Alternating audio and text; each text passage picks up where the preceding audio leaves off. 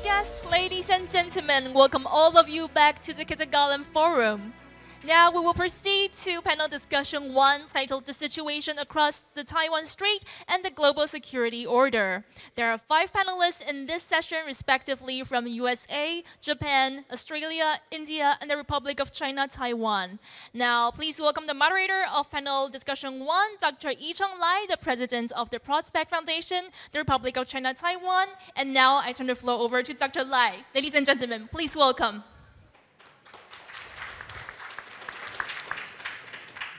Thank you very much. My name is Yicheng. I'm president of Prospect Foundation, and we're going to begin our first sessions.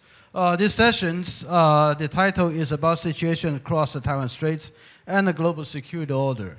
We have 5 distinguished panelists. The first on my right is Mr. Daniel Russell. He is the Vice President, International Security and Diplomacy of Asia's Society Policy Institute. And he is also the former Assistant Secretary of State for the East Asian Affairs for the United States. And then after Mr. Daniel will be the Honorable, and also Diet Member of Japan, Mr. Suzuki Keisuke. He's a member, House of Representatives of Japan, and also has been served several terms in Japan in a Diet, so he's a very senior member. And then followed what the Suzuki is Dr. Lavina Lee, coming from Australia. She's a senior lecturer, Department of Security Study and Criminology of the Macquarie University. And then we also have the honor to have the former Chief of the Navy of India, the Admiral Karambir Singh. He will be speaking, and right now he is the chairman of the National Maritime Foundation of India. And then last and not least is our very own Dr. Chen Mingqi. He is the CEO and the president of the Institute of National Defense and Security Research in Taiwan, and also a good friend of mine. So thank you very much. And these sessions is about the situation across the Taiwan Strait and the global security order. I would first say that the issues about the Taiwan Straits has evolved in the past. When people talk about the Taiwan Strait security, it's basically they view in a lens through the unification versus independence, as if it is just between Taiwan and China. But as we know from the speech earlier this morning from the President Tsai Ing-wen and also the former Prime Minister of Japan, Aso Taro, both of them pointed out that the security across the Taiwan Strait is no longer the bilateral issue between Taiwan and China. It's now the global concern. As evidence that more and more countries started to stake out that the security across the Taiwan Strait, and especially the war on Taiwan, will affect many of those countries, their own security as well. So that we know that there's a paradigm shift. And we are going to witness what our distinguished speaker will talk to us. And also, before the beginning of this session, I also would like to acknowledge another distinguished member in the audience, Mr. Nakanishi Kenji. He is also a Diet member in Japan. And so we are really glad to have him with us. And I believe he also will give his comment in the process of these discussions. So without further ado, let me invite Mr. Daniel Russell from the United States to stake out your view. Thank you. Great. Well, thank you very much, President Lai. And it's an honor to be back in Taiwan and be back with the Prospect Foundation. So as we've heard, and as President Lai just underscored, Taiwan's relevance to the international security order has grown significantly over the recent years, and that the issues of the Taiwan Strait are not just one among several regional hotspots today, hotspots that, of course, carry the risk of conflict. But in fact, the Taiwan Strait has emerged as a kind of litmus test in the 21st century's contest over the principles for global governance.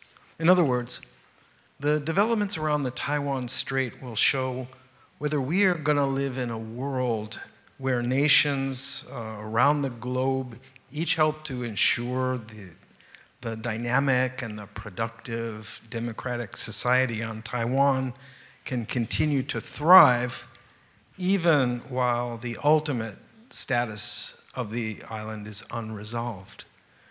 Or whether the world is going to slide into an era of spheres of influence in which dominant regional powers can act with impunity in their own neighborhood, subjugating others through coercion, through co-option, intimidation, or even the use of force. And speaking of the use of force, the current example of Ukraine shows us several things that I think are very relevant to this question. First, that the resolve and the preparedness of the threatened population is a major factor in determining whether or not the international community will rally and will act to deter or to resist an aggressive power that is trying to subjugate the smaller neighbor.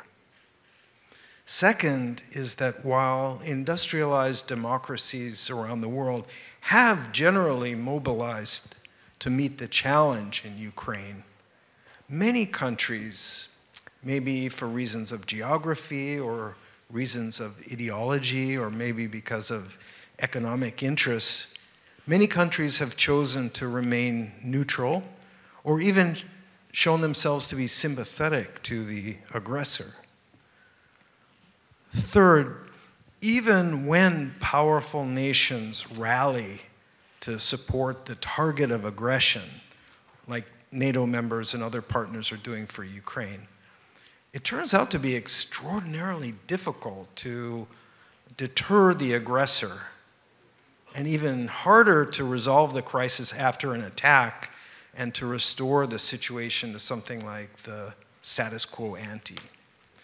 So in the case of Taiwan, a huge amount of attention is given appropriately to military deterrence and to the preparations and policies needed to make the island more secure and make it a much harder target. The buzzword for that concept is asymmetric defense. In other words, measures and capabilities that deter Beijing by boosting the cost to the PRC of an attempt to use force, and also by significantly lowering the chances of success. But I believe that Taiwan has in fact built up a different kind of asymmetric defense that has significant value as well, and that should also be further strengthened. And I call it asymmetric diplomatic defense. Now, the idea of Taiwan having a diplomatic defense might sound counterintuitive, given that the United States and the vast majority of nations don't maintain diplomatic relations with the Republic of China. And Beijing is actively chipping away at those countries that do. But what I mean by the concept is that there's been a significant expansion in the number of governments with important ties to Beijing who have clearly signaled that they feel very strongly about the maintenance of peace across the Taiwan Strait. Countries who call for restraint by the PRC. Countries who insist that any effort to resolve the issue must be peaceful and must be consensual. What they are messaging to the PRC is that how Beijing behaves towards Taiwan is a legitimate and important issue for the international community. We heard that from Prime Minister Aso. Even countries that accept the so-called one China principle, which the United States does not, even those countries are privately and openly signaling to Beijing that coercive action against Taiwan would not be treated as an internal affair, especially in the aftermath of Russia's attack against Ukraine. More and more governments are pushing back against the idea that what Beijing does in Taiwan or does to Taiwan is somehow none of their business. And especially in the aftermath of the pandemic, which pulled back the curtain on global supply chains, more and more governments recognize the importance of Taiwan's technological strength, particularly in the form of its unparalleled semiconductor industry. So the true measure of Taiwan's asymmetric strength in diplomacy isn't the number of foreign embassies in Taipei. It's the magnitude of Taiwan's contributions to the international community.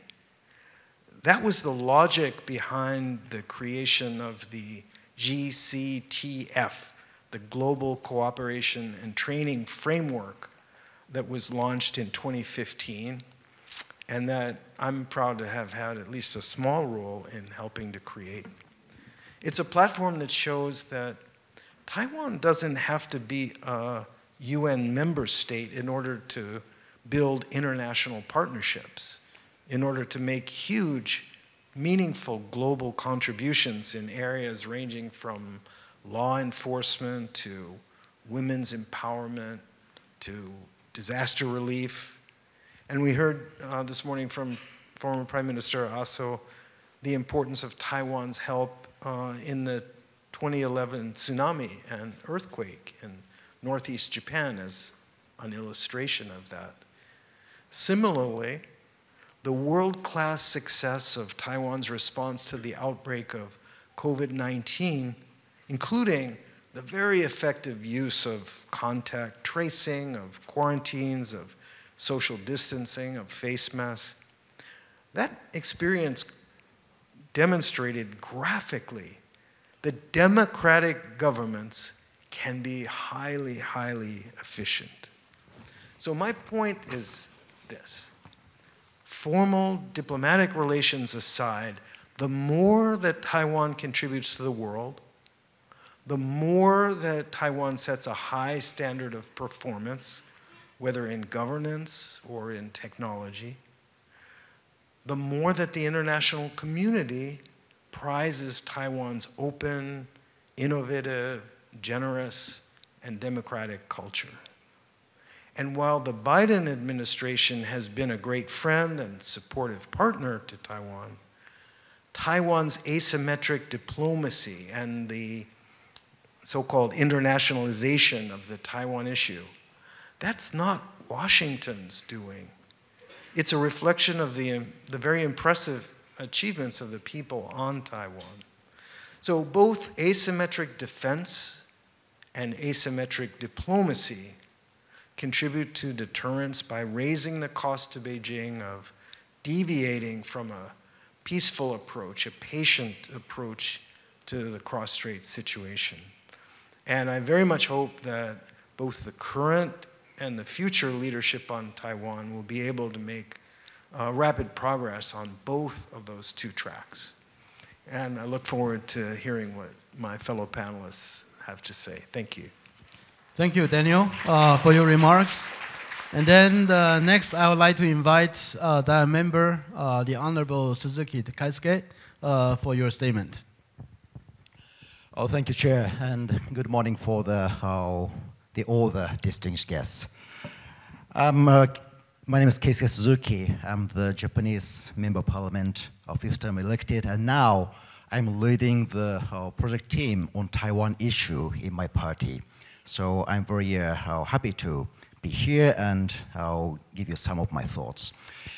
Well, so in last month, I visited Washington, D.C., Hanoi, and in this May, I visited Canberra also.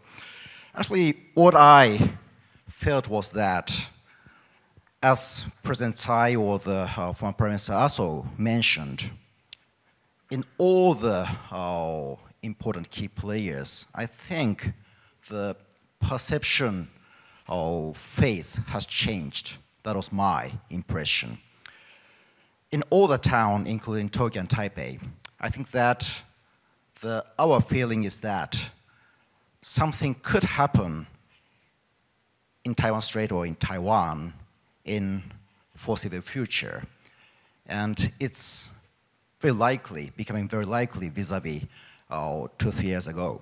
That is our frank feeling. And so I'd like to make kind of the short presentation or touching upon how the global circumstances has changed. And then how the change of the character of Chinese regime is. And also touch upon what would be the driver of the invasion of Taiwan by Xi Jinping. And also like to touch upon how can you prevent the war situation here. So let me start by the change of the global circumstances.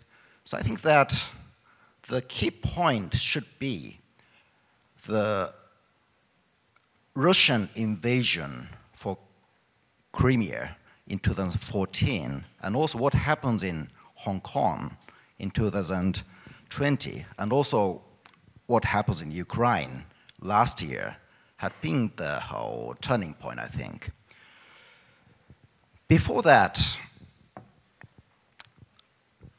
there had been a big perception gap between many key players, I thought.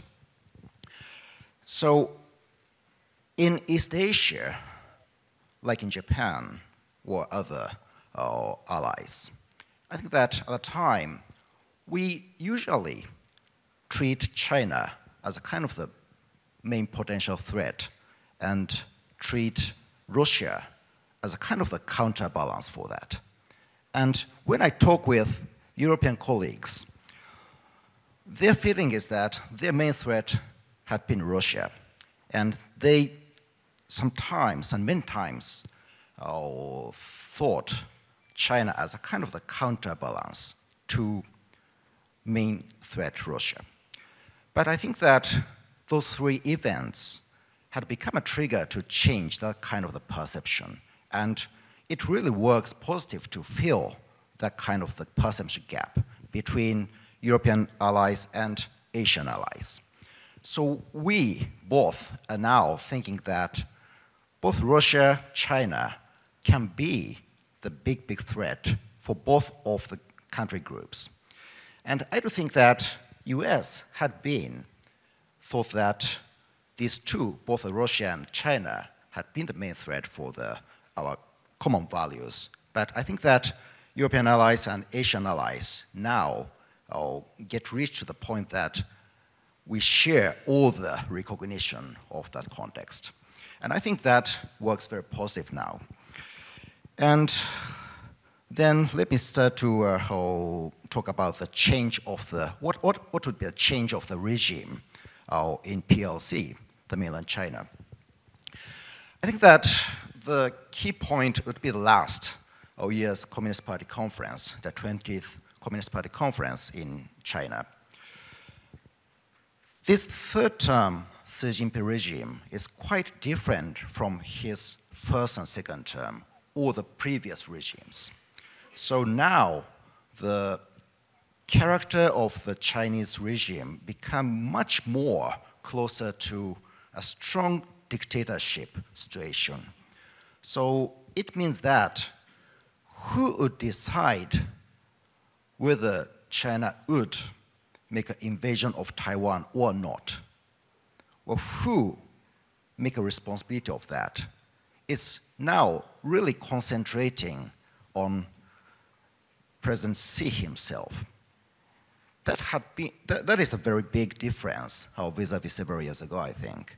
So now he is the one who make a decision. So we need to make him convinced that the conquering Taiwan is very risky and costly for him. So I think that that kind of the change of the situation is very important to think about, I think. And in that context, maybe let me mention about what would be the driver for President Xi to make a kind of the invasion of Taiwan or the situation like that. Most of the people in this room understand that the Taiwan crisis could be clarified for the four situations mainly. One would be the full-scale invasion for Taiwan mainland and Taiwan territory, and the second would be the partial invasion for small islands in Taiwan Strait. And third would be the partial invasion for small islands in South China Sea. And fourth would be the economic blockade for Taiwan. Whichever case it would be, what would be the driver of President Xi to do that would be the matter, I think. And as I mentioned, now President Xi's regime is very closing to a kind of very strong dictatorship situation. So the point would be, he himself needs the legitimacy to govern the country. So the situation is very different from the democratic societies because he is not be elected so that he could not be kicked off by the election, even if he makes some kind of failure. He would lose his, maybe his personal life, physical life, by the coup or the assassination in a case of kind of a failure or something. So he needs the strong legitimacy to govern the country. And we do analyze that Chinese leadership get its legitimacy to govern the country by, the first would be the delivering the will for the people. And that had been the main channel to keep its legitimacy. But that situation is now get weakened. The Chinese economic situation is now getting weaker and weaker. And maybe most of you recognize the demographic trend in China is now shifting for the declinement. And that's really the critical situation. My colleague, Mr. Nakanishi, is an economic specialist, so that I want him to add some comment in the last period of my presentation. But I do think that the loss of legitimacy channel of the economic channel would be the very important key driver for President Xi to proceed to the invasion of Taiwan. So it means that, as I said, Chinese leadership have the channel of the legitimacy, to get the legitimacy to govern the people by delivering the will for the people. But the second channel had been how to give the people a kind of image of the great China or the great Chinese Communist Party leader. And in many cases, the hawkish external policy helps this kind of the channel. So I mean that it could be said a kind of a trade-off. So once the economic situation getting worse and worse, and it became difficult for him to make people wealthier, he inevitably have to seek for the second legitimacy channel. That would be the big topic in thinking of the possibility or likelihood of the invasion of Taiwan by PLC. And the point would be, how can we prevent the war situation, and how likely the war situation would be the point, I think. So let me say that the deterrence would be the very important keyword in this context. As our former Prime Minister also mentioned, The deterrence means how to prevent the miscalculation by President Xi. In that context, how to make him understand how costly the challenge is very important factor, I do think. So maybe we need to make an effort in that context. One is, how can we prepare for the global economics without China?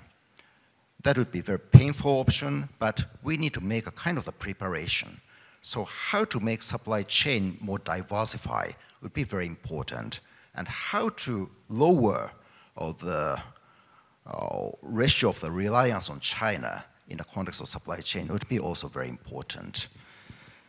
We faced kind of the painful situation by approaching for the global economy without Russia, but without China it's much painful, but we need to make a preparation for it. And that would be one of the factors that could make strengthen of the deterrence our power. And the second could be how the like-minded country like US or the Australia or India or other like-minded country, including Japan, can show the strong commitment for the protecting Taiwan's prosperity and freedom of the people in many contexts, including military context. That could be the very strong, the strong message for President Xi to understand that the challenge for conquering Taiwan would be very costly. And the third point would be, this is very important aspect, I think, as our former Prime Minister also mentioned, how can Taiwanese people, yourself, can unite and show the power to protect the society and value in many contexts, including physical, military context. And the kind of our showing and sending a message to Xi Jinping in those factors could be the most important deterrence power to stop the war situation. And I'd like to conclude my presentation on this moment, but I would let Nakanishi-san to add some comment on current Chinese economic imbalance or the weakness. So, please. Thank you. Good morning. My name is Kenji Nakanishi. Since I used to work for JP Morgan for more than 20 years, I would like to make some comments on China's economy. My view is that the sentiment among consumers, institutions, and the market participants is pretty bad in China. You know, consumer and producer prices have fallen for the past 4 months. Consumer spending is very weak. In particular, housing market stands at the heart of the troubles, as construction has accounted for as much as a quarter of China's economy. Housing construction has particularly weak, and it has fallen nearly 23% in the first 6 months. Beijing has been taking some steps to revitalize economic growth, but many economists inside and outside China are quite skeptical of the effectiveness of the new measures. Consumer demand is weak. Total size of the borrowings, both public and consumer, is enormous. Total population declines and unemployment is high. So many people started to talk about deflationary risk in China. Once being caught in deflation, it takes very many years to get out, as we, Japan, has experienced. Looking forward, I believe that you should take into account the risk of China's economy being very weak and its potential impact to the rest of the world, and the geopolitical implication, because China may be inclined to take some extreme actions. that they otherwise would not do? Thank you. Well, so I'd like to conclude my presentation here. So I'd like to hand my mic to my colleagues. Thank you. Yeah, thank you, both DAI member Suzuki and Nakanishi. So next, I'd like to invite Lavina Lee for your comments. Thank you very much. This is on, right? Yeah. Good morning. I wanted to start first by thanking the Prospect Foundation and the Ministry of Foreign Affairs for inviting me to this very important forum. As the only Australian panellist here, I'd like to give you an Australian perspective on the situation across the Taiwan Strait.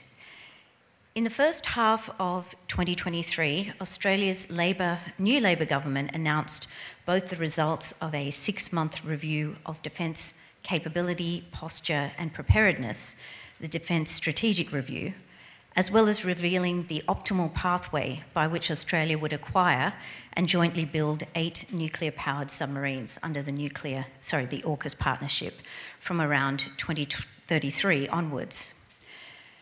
Both of these policy developments represent the outcomes of a significant reassessment of the risk of major conflict in our region, going from a remote risk in 2016 to an unlikely but less remote risk in 2020, to the current view that the strategic risks Australia now faces are radically different to those of the previous 80 years, and that timely warning of a major attack cannot be relied upon, and that it must now prepare itself for the possibility of being involved in conflict in our region with urgency, including through accelerated capability development. The 2023 Defence Strategic Review reaffirms that Australia should protect our territory using a defensive strategy of deterrence by denial. It also recommends cost-efficient, long-range and lethal strike capabilities be acquired, not only to deter attacks against the Australian continent, but also to contribute to collective actions against an advanced military enemy should a war break out. In addition, Australia is working with the United States to enhance US force projection by serving as a logistics hub and making important contributions to the sharing of signals intelligence. Prime Minister Anthony Albanese explained Australia's focus on deterring conflict very clearly in his address to the Shangri-La Dialogue this year. And he said, "In boosting our nation's defence capability, Australia's goal is not to prepare for war, but to prevent it through deterrence and reassurance and building resilience in the region, doing our part to fulfil the shared responsibility all of us have to preserve peace and security, and making it crystal clear that when it comes to any unilateral attempt to change the status quo by force, be it in Taiwan, the South China Sea, the East China Sea or elsewhere, the risk of conflict will always far outweigh any potential reward." So the risk of major conflict in the Taiwan Strait has clearly now been elevated in Australian strategic thinking and also in our defence planning. In my view, the possibility of China using force to seize Taiwan will be at its highest in the approximately 5 years leading up to 2030. That Taiwan is increasingly identified as the most likely theatre of conflict leading up to 2030 is due to, one, domestic political dynamics, especially the personal political interests and ambitions of President Xi Jinping. 2, the likely advances in Chinese amphibious capabilities. 3, the existence of a significant military capability and preparedness gap in the PLA's favour, which will only narrow and be reversed from around 2030 onwards. The above documents and policies speak to Australia's desire to contribute to collective deterrence efforts. In particular, they raise the importance and urgency of strategies and capabilities to deter China in a narrow window of time. The individual and collective ability to inflict military costs on China is a key element of deterrence. However, exclusive focus on the military dimension is inadequate when it comes to the issue of deterrence. This is a shortcoming in both policy and commentary. As with every regime, the Chinese Communist Party's decision to use force will be a political decision based not only on military calculations, but also on non-military ones. And these include the impact on regime security and the personal interests and related calculations of Xi Jinping.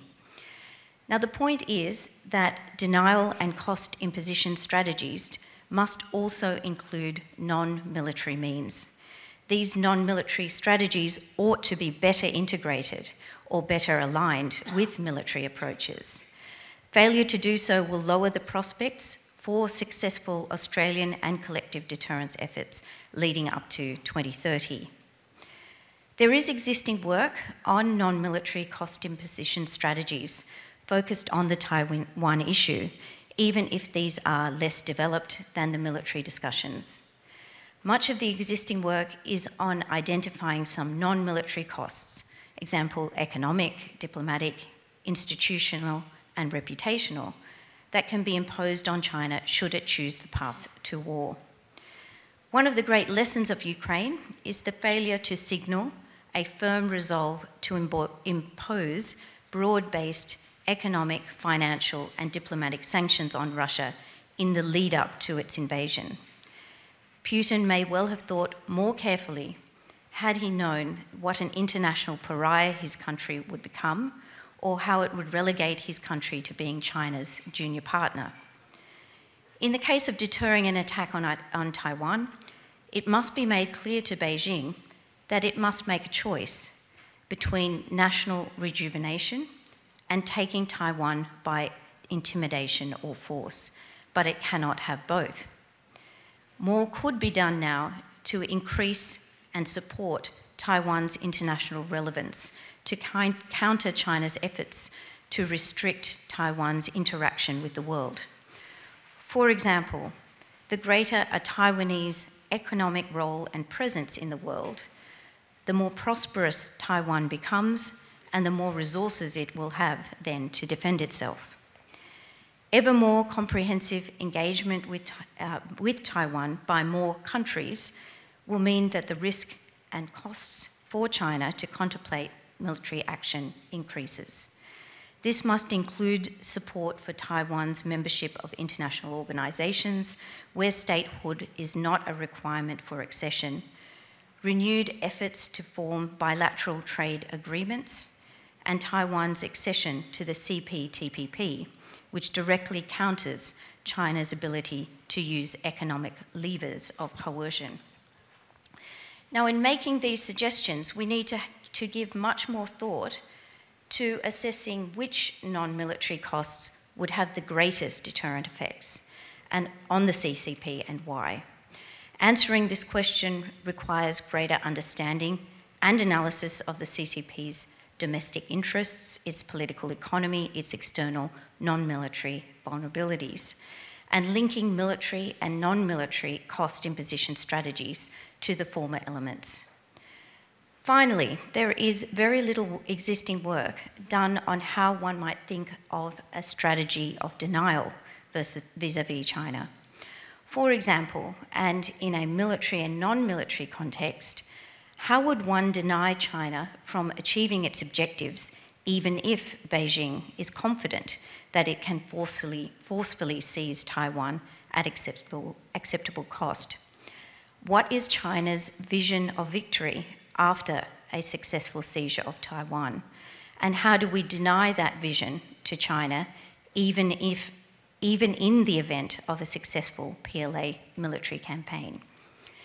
We must persuade Beijing that the seizure of Taiwan will not result in the US retreating from Asia, and that key Asian states will not meekly accept a hierarchical Chinese political and economic order in Asia. Indeed, we must persuade China that any military action against Taiwan will be a disaster for China, regardless of whether its military objectives in the Taiwan Strait are achieved or not. Now, this might include regional rearmament, which will make China less secure and a more extreme form of economic and technological decoupling, which will devastate the Chinese economy. Far from contemplating the sacrifice of Taiwan, my argument is that persuading China that any attempted seizure of Taiwan, regardless of the outcome, heralds the beginning of immense and growing troubles for the CCP, which might even precipitate an existential political crisis for the Communist Party.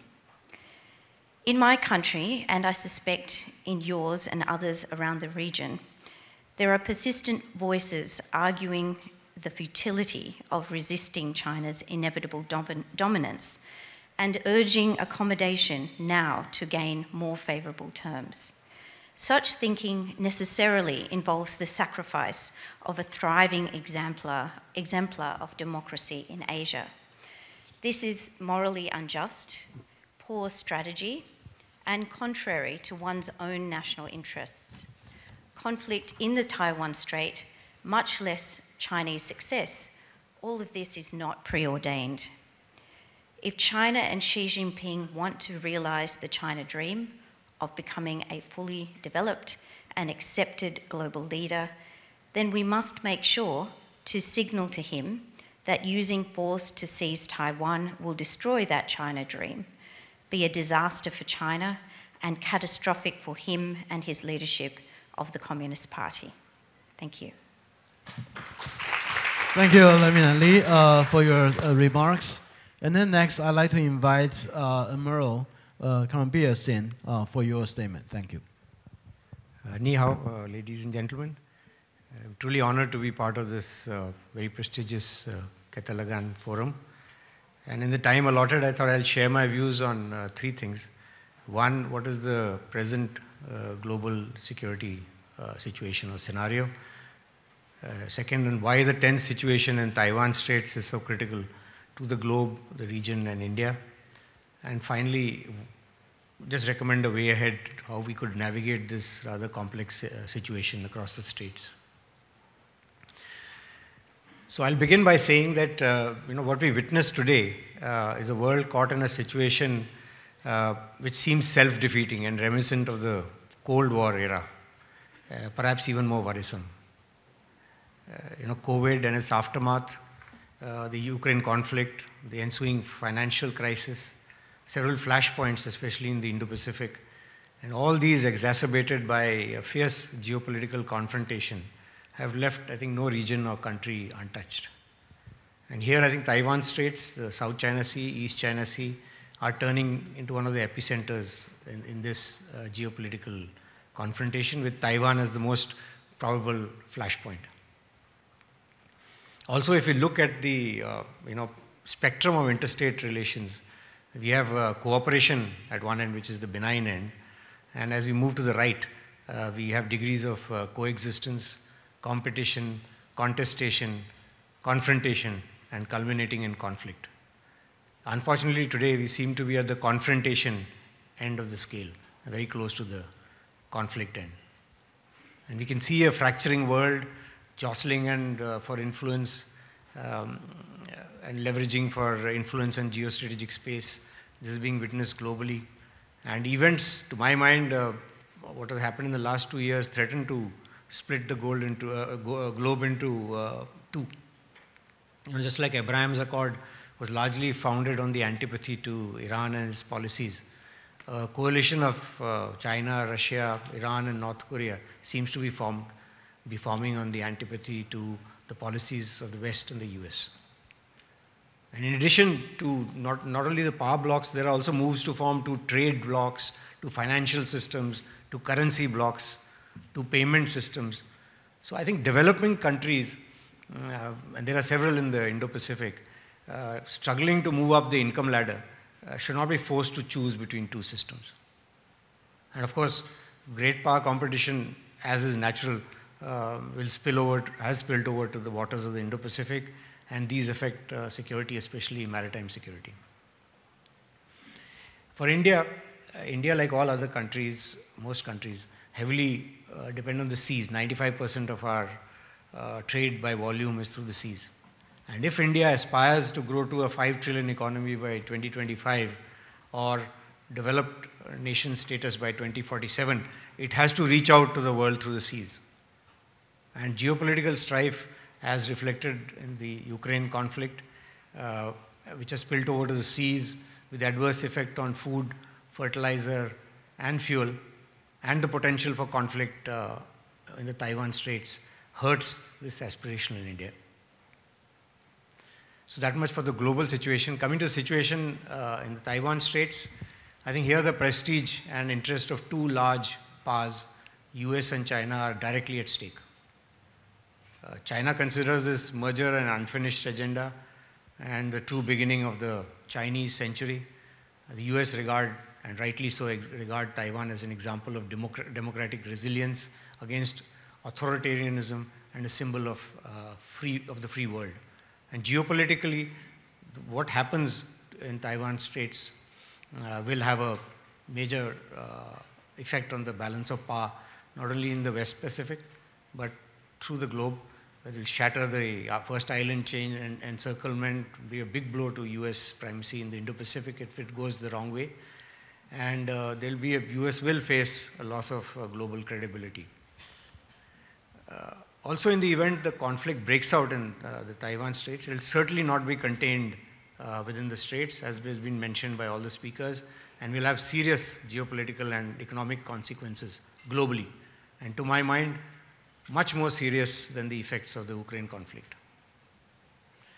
When I look at from India's point of view, a conflict in the Straits would have serious direct and second-order effects related to geopolitical and economic security. Because half of India's trade flows to its east in this direction. And disruption of global shipping will have an adverse effect. This shipping disruption will have consequential impact on supply chains on which key segments of Indian industry are heavily dependent. Disruption of semiconductor supplies, we all know, would potentially paralyze industry and lead to significant unemployment in our country. And of course, when we talk of undersea cables, the critical infrastructure sabotage, like disruption of submarine cables, where Taiwan is an important hub, will have an adverse impact on the flow of critical data. And geopolitically too, as I mentioned, there's serious fallouts for India depending on how the conflict pans out. So given what I've just said, what do we do in this fracturing, uncertain world? And how do we navigate this grave and complex situation that we are confronted with? Our nations need to exist and compete in this reality without getting sucked into this ongoing negative spiral of great power contestation, the Cold War mentality that sometimes drowns out rationality. As far as India is concerned, it has chosen not to get embroiled in this great power confrontation by focusing on its core interests and through building strategic autonomy, not through non-alignment as in the past, but through multi-alignment, engagements, issue-based convergences, and cooperation. Yet, having said that, I'd hasten to add that a world dominated by certain countries is definitely not good for us. And the standoff at the Sino-Indian line of actual control, which is now in the third year running, it has been an inflection point that has sharpened India's competitive instincts vis-à-vis China. Also, we see Chinese belligerence and intimidatory use of hard power. That leaves India disconcerted. Look at the way their playbook in South China Sea. And we in India definitely do not want this replicated elsewhere. So therefore, my proposition today is that we all need to work together to prevent the situation from the Taiwan Straits from turning into a crisis, from a crisis into a conflict. And how do we do this? And to my mind, I've got three propositions. One, we need to prevent destabilization of the region. Second, build power ballast amongst the middle powers and the global south to make sure that, I'll elucidate on that. And thirdly, and very importantly, preserve the balance of the power on the side of the free liberal world. So as far as preventing destabilization of the region goes, I think India's stand post the Chinese aggression, post-speaker Nancy Pelosi's visit to Taiwan is illustrated, and I'll quote, India urged all parties towards exercise of restraint, avoidance of unilateral actions to change the status quo, de-escalation of tensions, and efforts to maintain peace and stability in the region, unquote. And this perhaps, to my mind, is the way to go. With jostling between great powers, as we've been witnessing in the Straits in the recent past, runs this danger of escalation that may lead to avoidable conflict. And adding to that, previously was the breakdown of communication channels between the US and China. Fortunately, they've been partially restored. So to my mind, any action by anybody could, which could potentially destabilize the Straits needs to be discouraged. On my second point, to be taken seriously in a world that respects power, we like-minded nations need to build collective power ballast to be able to call out any action by any nation that disregards rule-based order, as well as call out any infringement to the rule-based system.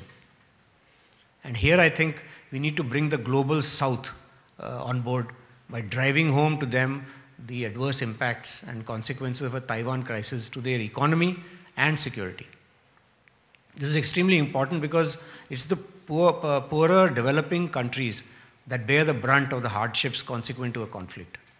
So as a collective of nations that includes the global south, then we could apply pressure as necessary to ensure that the Taiwan situation does not escalate into a conflict. And my last point may be slightly different from Suzuki-san's point, is that regarding preserving the balance of power on the side of the liberal world. If one studies the official pronouncements, media articulations and white papers from China, they have progressively ratcheted up the issue of national reunification in tandem with their increasing comprehensive national power heft. The Chinese white paper of 1993 on the Taiwan question and reunification of China, sought to emotionally link, emotional was the underlying word, link the origin of Taiwan question to China being subjected to aggression, dismemberment and humiliation by foreign powers during the last century. The tone, tenor and language of the white paper was almost entreating, seeking the understanding of the world towards Beijing's interpretation of the vexed issue and its justification for reunification. China was then headed by President Jiang Zemin and had a GDP of less than $500 billion US. Immediately after Nancy Pelosi's visit to Taiwan, China released another white paper, the Taiwan question and China's reunification in the new era in August 2022.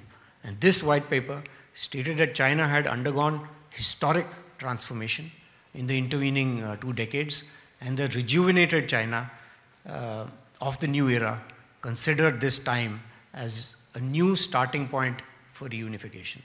And their hard line was quite evident from the blunt statement, which is, and I'll quote, "We will always be ready to respond with the use of force or other necessary means to interference by external powers."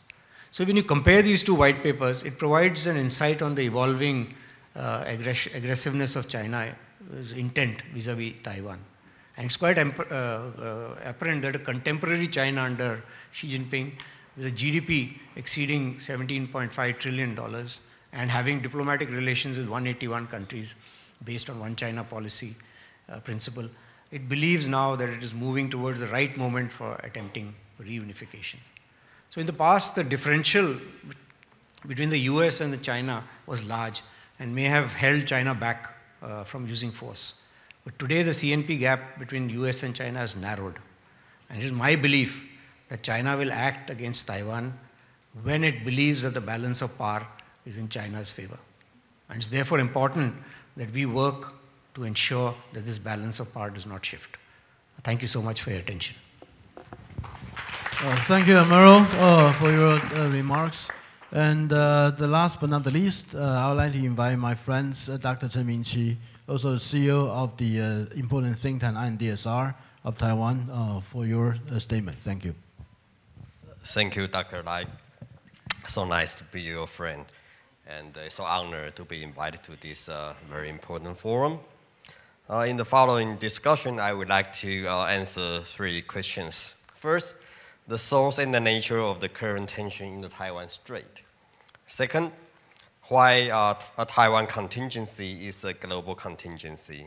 And third, what's the implication of the war in Ukraine for Taiwan and like-minded countries? First, a few would now contend that the tensions are rising in the Taiwan Strait and in China is responsible for them. China, along with Russia, North Korea, and Iran, are the threat to the rule-based global order. Under Xi Jinping, China is not only becoming more repressive at home, but aggressive abroad as well. A revisionist power, a regime that believes the East is rising and the West is declining, and vows to exploit the great changes unseen for a century. China would no longer hide its ambition to project influence and control beyond its border.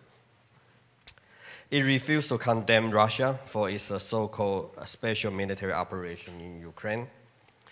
It unilaterally changed the status quo in the Taiwan Strait when it held large-scale military drills, one in last August and one in April this year.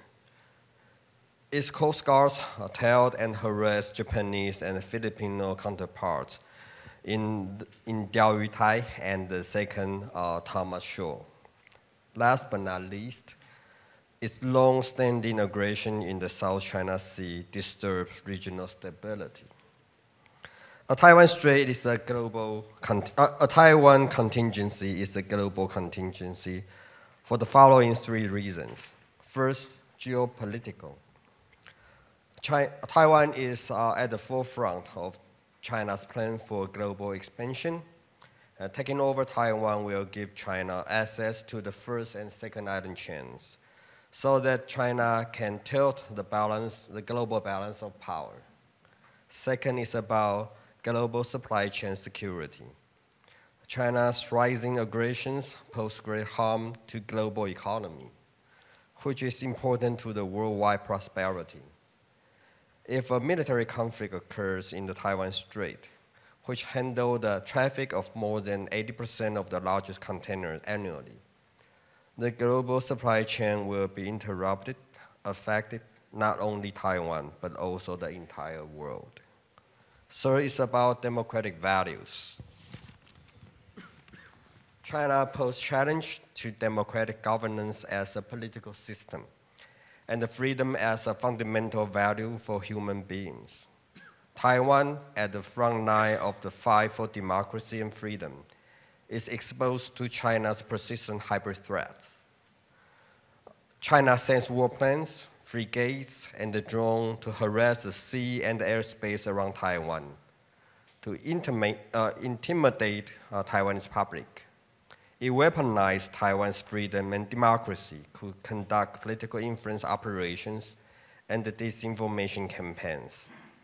China's goal is to create division within Taiwan, to make Taiwanese public lose confidence in its government and the political system.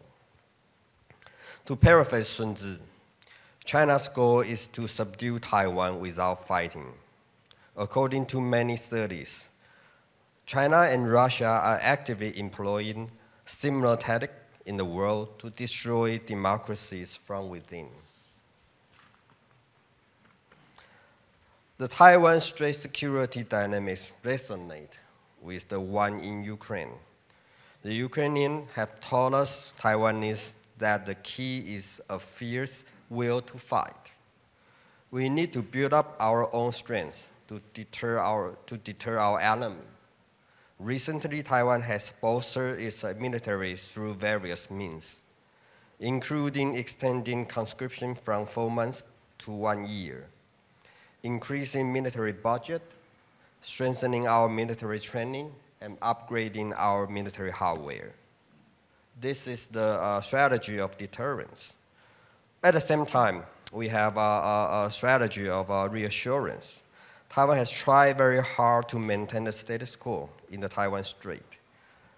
Taiwan has not been provocative, nor has it acted rashly to escalate confrontation. Taiwan seeks to resolve cross-strait difference through dialogue and promotes healthy and orderly exchange across Taiwan Strait. Besides, the war in Ukraine also showed the importance of coalition. Ukraine would not have sustained without the help from the international community.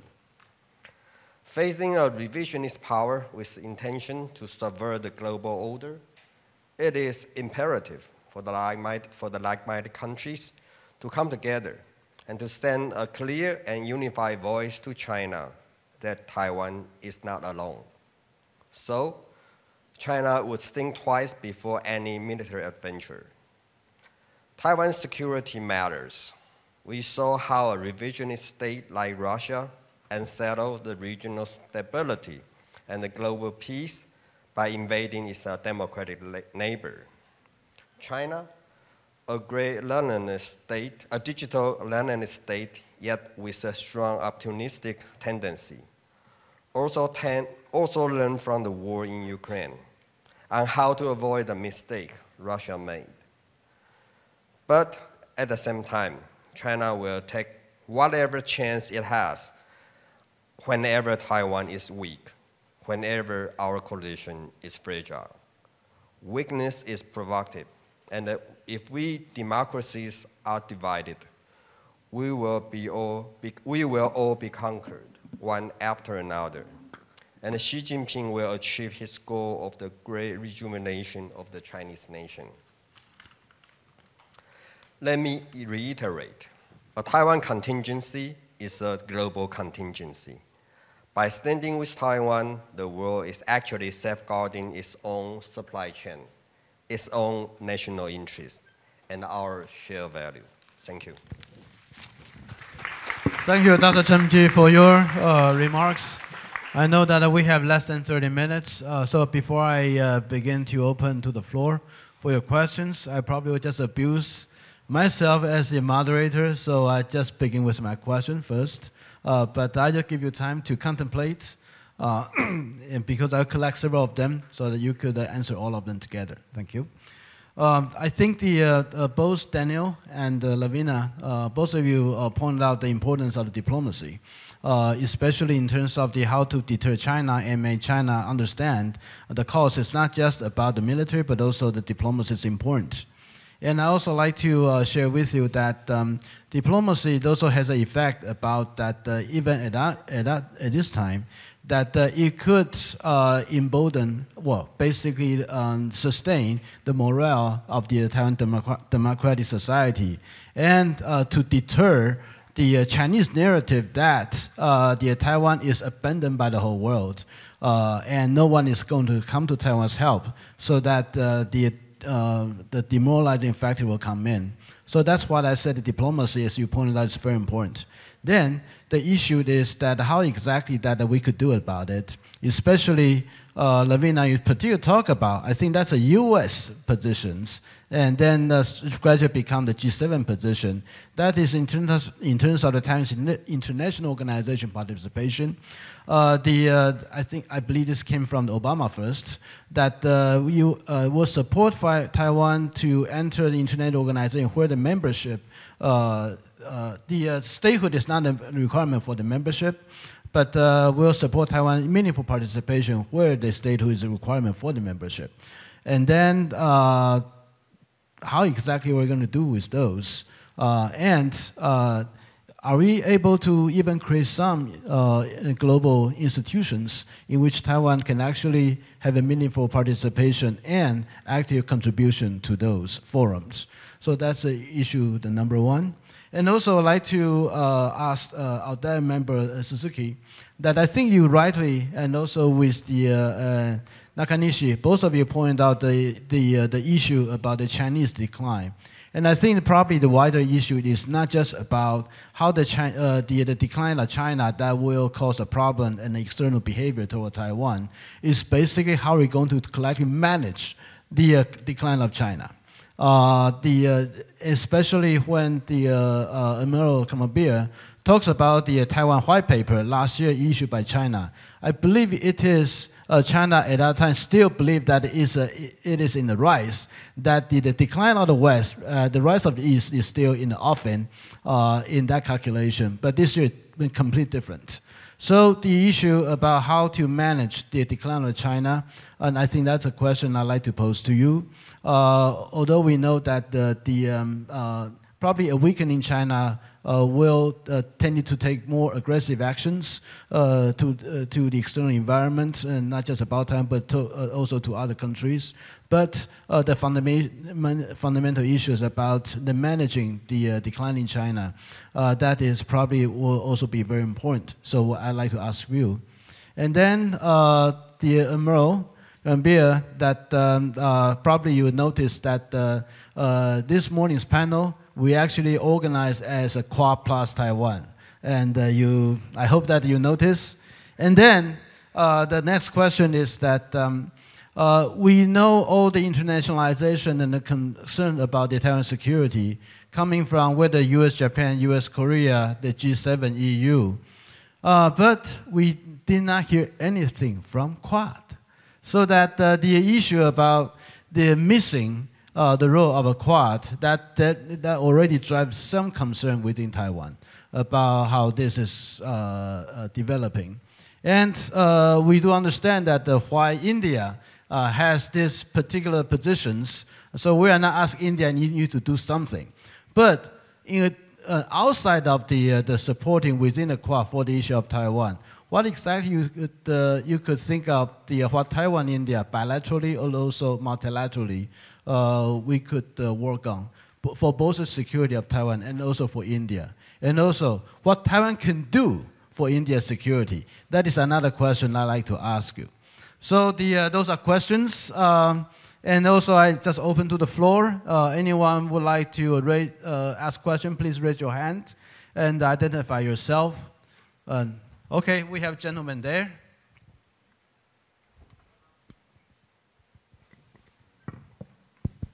Hi, so my name is Ben Sando. I am a research fellow with Doublethink Lab, which is an NGO in Taiwan. I just want to ask a question related to the strategic question of deterrence, which was raised by our speakers here, especially the deterrence which can be applied by threatening economic sanctions at the level that have been applied on Russia. There seems to be a particular challenge in the case of Taiwan based on the US's long-term strategy of strategic ambiguity related to military engagement in Taiwan. So how can, and it also seems to be a problem that the more explicit the US makes its policy on economic sanctions to China, while also maintaining ambiguity on the military question, the more the potential to undermine the sort of argument that it could intervene in a military situation. So my question is, how can the US, as well as its partners, Japan, and others, how can they actually confidently convey a potential set of economic sanctions, discussing that in enough detail, while also maintaining the military strategic ambiguity? That's my question. Okay, thank you. And I'd like to collect probably some more. And then please, this gentleman here. And then yeah.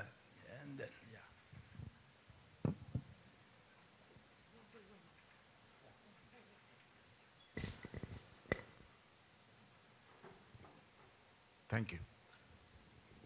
I'm Major Bhadoria from USI India.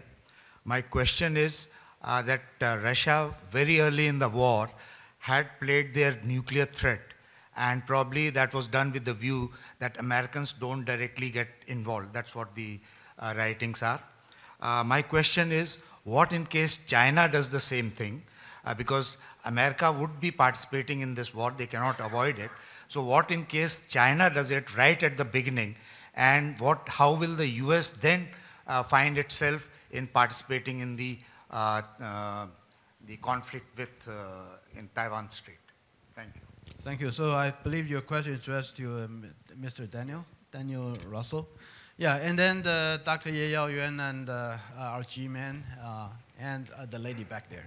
Yeah, after those three. Hi, my name is Yao Yun Ye. I'm a professor of international relations at the University of St. Thomas in Houston, Texas. So I enjoy all the thoughts and comments made by all the panelists. And I have a quite simple questions for all of you. You know, it is not deniable that the situations of the Taiwan Straits has become more intimidating, dangerous, or perhaps, if you say so, more war-prone.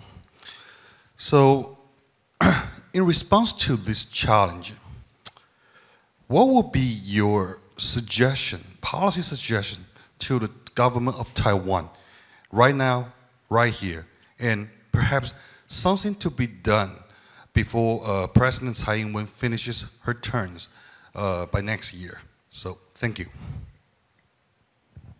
Thank you. And then the next, yeah.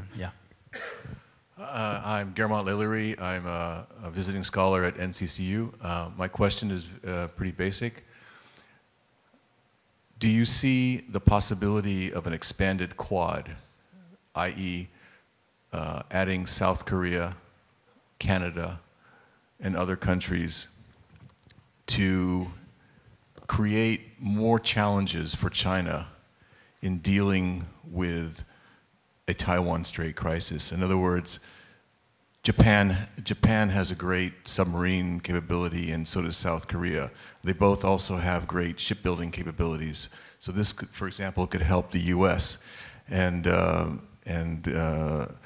in the arena of submarines, the U.S. and Britain have 35 nuclear-powered submarines that are going to be retired in the next 10 years.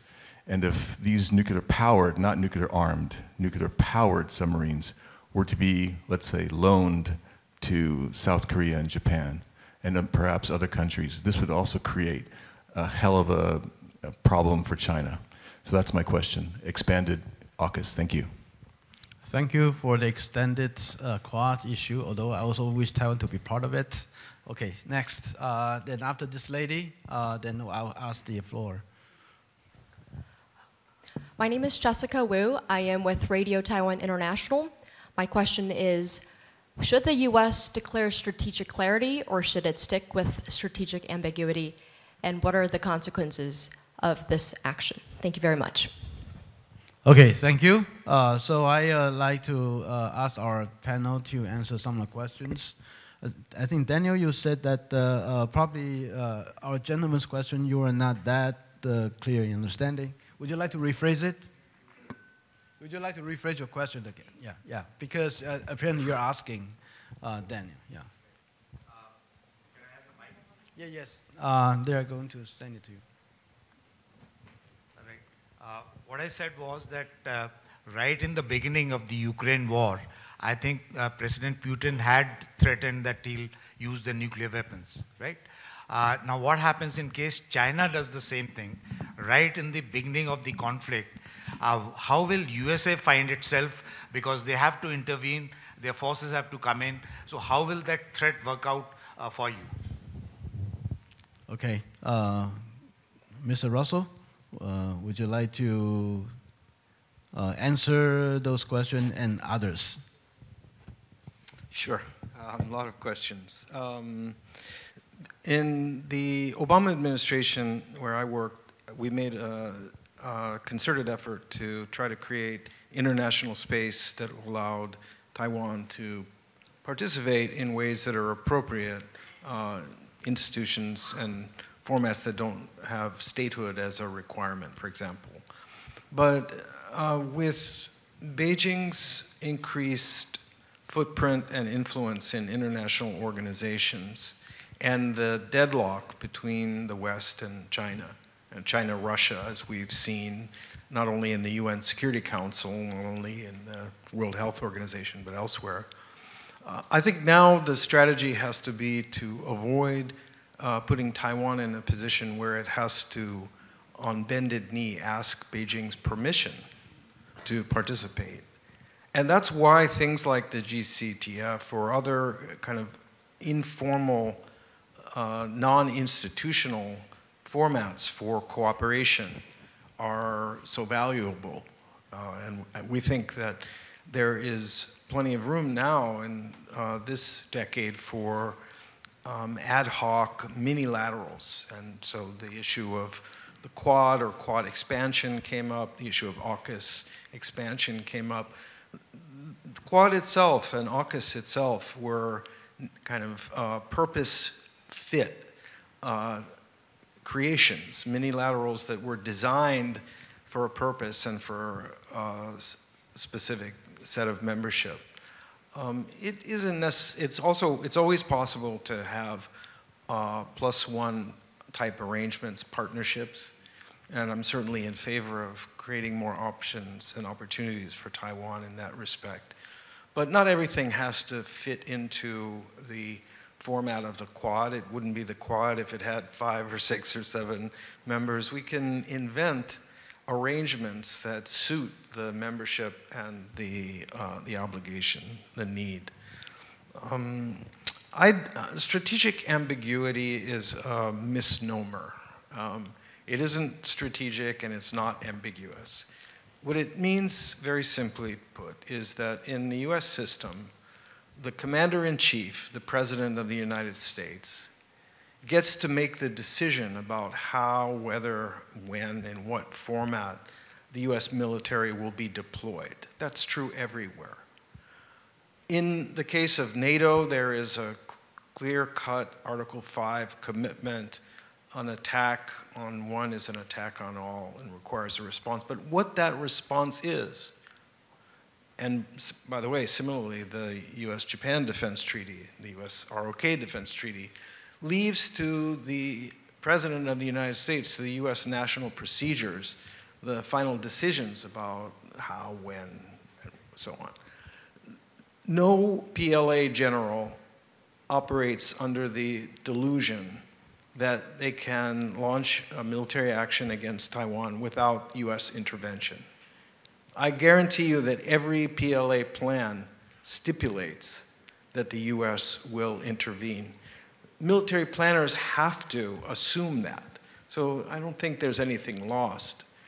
In this day and age, for the president to make an exception and to forego his right to make a decision in the event and announce today, apropos of nothing, no matter what, if there was any military action by the PRC against Taiwan, the United States would take active defensive actions. What does that really gain us when that is already China's starting point? I think it's in the category of a double dare that would create a dynamic in which China seeks to prove that the US won't or can't fulfill that promise. I also don't see any handicap or problem from strategic ambiguity in terms of the use of US military force, and on the other hand, being able to signal convincingly to Beijing that there would be huge economic consequences to the Chinese side were they to take military action. What's needed is what we are collectively doing, which is to create alternatives, to give ourselves economic options, to diversify manufacturing and supply chains such that China knows that we could opt out of the dependency on China for critical minerals or other inputs. And that does serve as an important deterrent. The bluster of Putin in Ukraine about the possibility of using battlefield tactical nuclear weapons doesn't strike me as the Chinese style. A threat by the Chinese government to use nuclear weapons would have immense reverberations around the world. It would be devastating to China's efforts to build itself as a fundamentally peace-loving nation that doesn't have war in its DNA, as Chinese officials like to say. And it wouldn't make a difference in the real world, given the the unimaginable consequences of nuclear exchange between China and the United States. So I don't think that presents a unique problem. Thank you. And Suzuki, please. Oh, well, about the U.S. strategic ambiguity question, I'm very happy to hear Daniel's comment. Actually, it's really important to show that kind of commitment, and how to send that kind of message for President Xi is quite important in the context of the deterrence. And also about Japan's position in the context is that in a military drill just after the visit of the Speaker Pelosi last year, the 5 missiles out of 9 missiles launched by PLA has landed to the EEZ of Japanese EEZ. It means that the situation that happens something on Taiwan is immediately and directly the Japanese, our own national security issue. So that Japan is seriously communicate with US, Taiwan about how we can make a practical commitment in each occasions. And well, about the economic sanctions, our story, I think that what is important is that how to make economic sanction workable is very important, I think. So suppose each corporate don't prepare for it. In case government decide to make an economic sanction, those corporate side, if they are not preparing for it, there could be the very strong objection for that. And that is not a good idea to make the deterrence much workable. So what we need to do is that to not ask directly, but to make corporate understand how to minimize its vulnerability for the expected Chinese, military, commitment situation. So how to minimize the risk or the vulnerability in their own supply chain, that kind of the effort is quite important in the context, I think.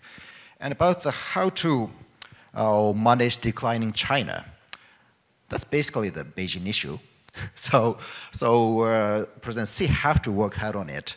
But what we need to do is that, of course, the kind of confusion of the collapsion or the too-weak China certainly make a negative effect on outside world. So that we need to avoid that kind of situation. At the same time, what is important is that, as I thought, don't make that kind of the economic declinement as a kind of leverage to use the force on Taiwan. That is a very important story, I think. So maybe that's my part, I think. Yeah. Thank you. And Lavina? Thank you. So I didn't have a pen, so I hope I remember all of the questions that were directed to me. I think the first question that you raised was the importance of diplomacy and deterrence. I think the major point that I wanted to make was more that currently I think there seems to be a bit too much of a separation between the non-military and the military, and that there's not enough integration or alignment between those two strategies, that they should be better aligned. So things like Taiwan's accession or membership of the WHO shouldn't be seen as a peripheral issue, that it is actually part of a broader deterrence strategy aligning non-military and military deterrence, because it is shrinking Taiwan's ability to have an international platform, to contribute, but also to have a say. Now, I think on the first basis, that problem of non-alignment is quite consistent along a lot of countries that even profess to be supporting Taiwan and seek to support Taiwan. And I'm not saying that my own country is not deficient in a lot of ways, that there should be more of an alignment between what our foreign ministries do and what our defence ministries do. It should be a whole of government type appeal. Now, I think your suggestion of utilising newer institutions or creating new institutions is a good one. The Quad has already been mentioned a couple of times. I'm of the view that the Quad is still quite new. It's got 10 working groups. All of those working groups are working hard, but in many respects they haven't really come up with a lot of big bang initiatives that would really grab people yet. And I'm saying yet. I'm sure it's going to happen soon, but I think there might be some working groups within the Quad that could encompass Taiwan's participation based on the strengths of the Taiwanese economy, your voice in digital transformation, in cybersecurity, standard setting. The Quad is all about standard setting. So there's many avenues in which Taiwan could be part of a Quad setting. But I think governments would want to not just include Taiwan in some of those conversations, but to add other countries along with it, for it to be a message, but not too obvious a message in some ways. Now, I might address a question that wasn't addressed to me. And one of those was the question about nuclear. Now, we know that China has always said that they have a purely defensive nuclear capability. It's purely for defensive purposes. They adhere to a minimum deterrent. They adhere to a no first use. Now, we might all start to be a little bit skeptical of some of those things given the advances in China's nuclear modernization in the last few years, and we have the Pentagon's reports that come out every year talking about the prospect of China having 1,000 nuclear weapons by 2035. Now, I think in this first time frame, the 2025 to 2030 time frame, I think we should be cognizant of that possibility that you mentioned, that the use of a coercive threat might be, they might think it's effective to stop other countries from coming to Taiwan's aid. But I think at this point in time, the United States would be firmly of the view that it is still on the ascendancy and that it would be foolish for China to escalate. So those kinds of signals are being sent now, I think, through America's response to Ukraine, and the similar signal will be sent, I think, in the Taiwan Straits conflict. I'm confident of that in this time frame, but if we're talking about 2035 and beyond, then we might have to think differently. Thank you. And then Merle? Yeah, thank you. Dr. Lai, you had asked me about Quad making statements or putting out a statement. Each individual country has done that.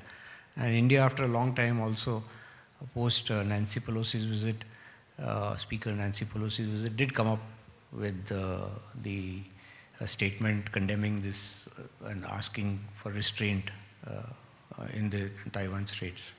So, there's a lot of expectations from Quad, but I think an important thing that we must remember is that there's a subtle, or not even subtle, there's a major difference between confrontation and containment.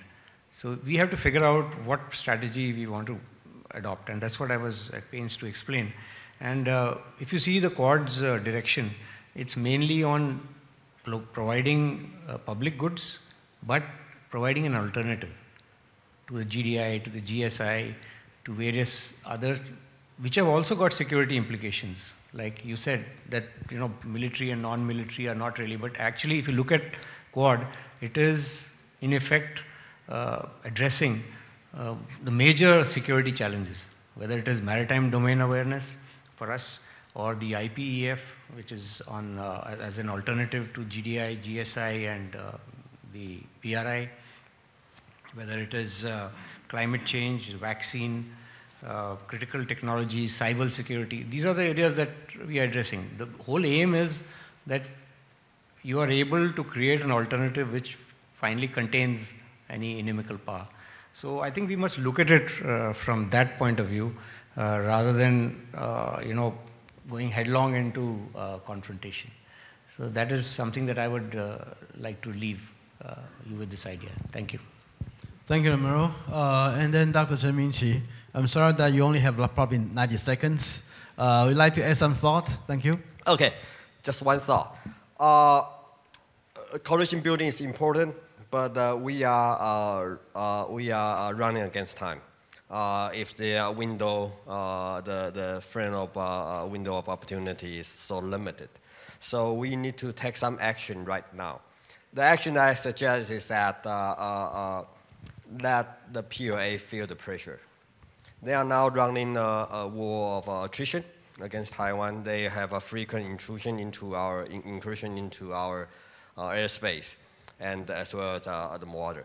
I think it's take not only Taiwan to meet that challenge. It also, I think, by increasing the military presence in this area, is the best guarantee for a deterrence that a Taiwan contingency will not happen. So now it's almost like 1 month. Every month we'll see some American Navy vessel sail through transit the Taiwan Strait. I think more countries should be encouraged to do that. After all, this is Taiwan Strait should be international water. Should keep it open and free of navigation. That's very important. So more countries doing that, I think we will be all better off. That's it. Thank you. Just right on time. Okay, Suzuki, please. Just one brief comment. So the question of what we expect for the Taiwan government, right? So our position is that whoever take the presidential position from next year, so we expect the new president to make the Taiwanese people unite and fight to protect, in many contexts, fight to protect this country's freedom and values. And what like-minded countries should do is to show the commitment and preparing for the many cases. And the former Prime Minister Aso's visit to Taiwan is one of that message. So thank you. Thank you, Suzuki. Okay, Before I sound too placatory, we've got the Malabar series of exercises, where we are building in great interoperability and going step by step into higher end of operation and warfare. So if there is a contingency or there is a challenge, definitely exercises like Malabar will help the 4 navies or the 4 nations to respond to that. Yeah, thank you. Especially the offering the Malabar exercise as the good coordination body, especially in the issue of the tank contingency, and also Suzuki for your suggestion and recommendations. Without further ado, I have to conclude this morning session. Please join with me in thanking our great panelists for giving us great food for thought, and then we are going to enjoy the food actually for our stomach. Thank you very much. Thank you, ladies and gentlemen. Please thank Dr. Lai and all our panelists for a wonderful session. Thank you very much. You may return to your seats.